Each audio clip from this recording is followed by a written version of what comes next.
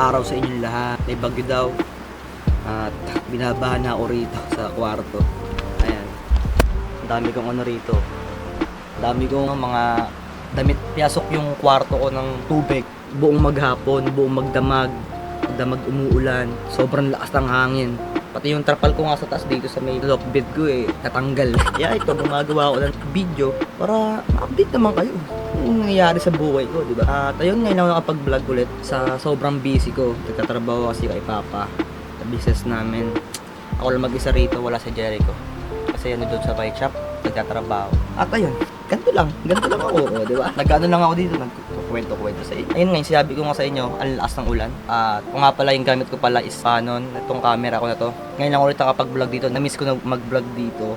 At di na ako sanay humawak ng camera pag nag-vlog. At dito na ako tumitingin sa screen, hindi na rito sa lente.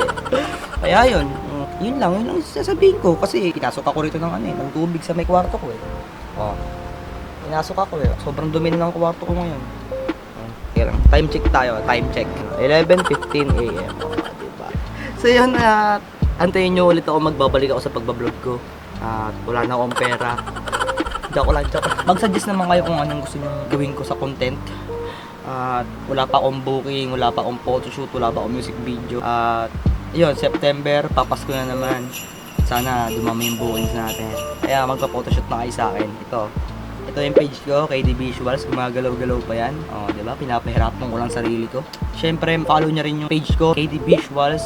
Ayan, follow nyo na yan. Anyway, follow nyo na yan. Follow nyo na yan. Diba? Actually, hindi ako pumasok sa trabaho. Kasi nga, itong kwarto ko, binabantayan ko Baka bakain ng tuluyan Ito pa naman yung... Kasi itong mga gamit ko, mamahalin pa naman yung mga gamit ko. Meron pa isang camera dito. Ayun, yun lang. At ayun, papaalam muna ako sa inyo Bye-bye!